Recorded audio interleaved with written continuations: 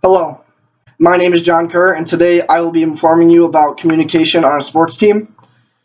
Team communication is defined as the interaction that takes place among members of a team or group. So communication on a sports team is significant because it helps teams reach their full potential, as well as providing a positive environment for themselves and people around them.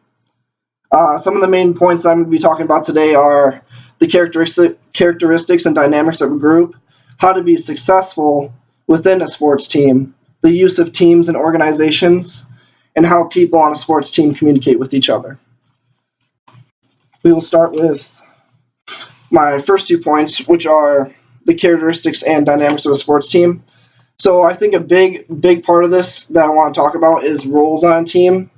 So roles are important because they help everyone on the team get involved one way or another to achieve a common goal. And it could be from a player sitting on the end of the bench that's just a practice player to the star player of a team. But the example I used was a pitcher and an outfielder on a baseball team.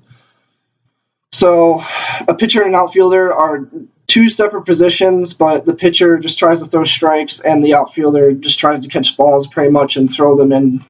But they play two whole separate roles on the team that don't really compare very well to each other, but they're working towards a common goal, which is basically what I'm trying to get at here.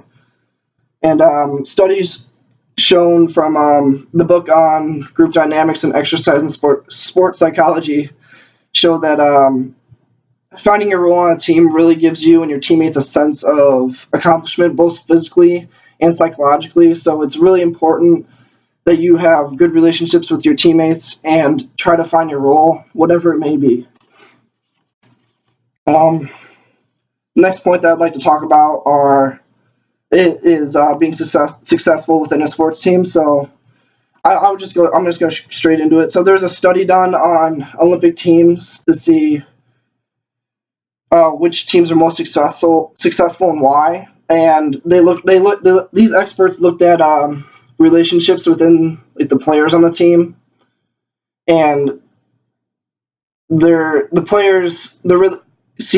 saw players on the team if they had positive relationships with the people, like their teammates and their coaches, and not even just that, also like the people at home, like their families and stuff like that.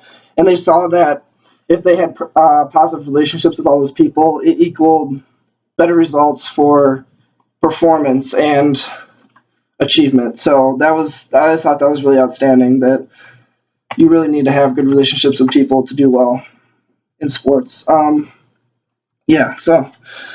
my last 2 points here. So I'm going to start talking about teams and organizations. So how I like to think about this is having a big organization like the MLB, the NBA, and the NHL up here, and then they have one step down is teams. So I'm going to use the NBA, for example. So you have the NBA up here.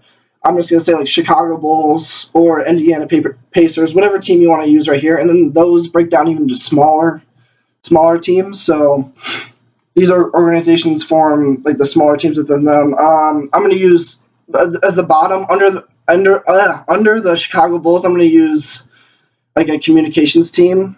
So this team deals with social media and other things to try to get people interested in the organization to create, get people to come there to their games and stuff like that. And just it's all about the money. So if they can sell it, then people will come. That's their job. That's what they got to do. But this can only be done if you really know how to communicate properly. So I read about a step-by-step process of communicating with someone else.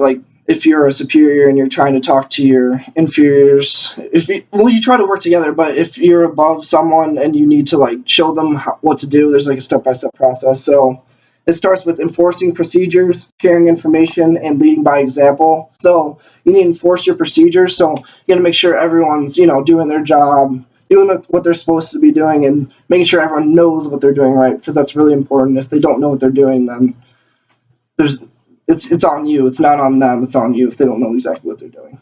Sharing information. So I kind of like to think about this as me sitting in math class in high school. So if I wouldn't want to learn calculus because I can't apply that to the real world usually, and that's like you. But I'm not looking for a job that's dealing in mathematics, so I felt like learning calculus was kind of a waste of time. So I kind of like to relate that to this by saying these people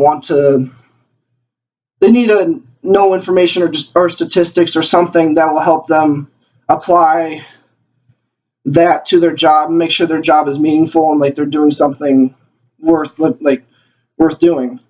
And leading by example, you just got to make sure that you're showing them the right way to do something, like I said earlier, and making sure they're doing their jobs. In conclusion, I've discussed some of the things that describe sports communication and what it consists of. These mindsets can help us as well as others live more fulfilling lives.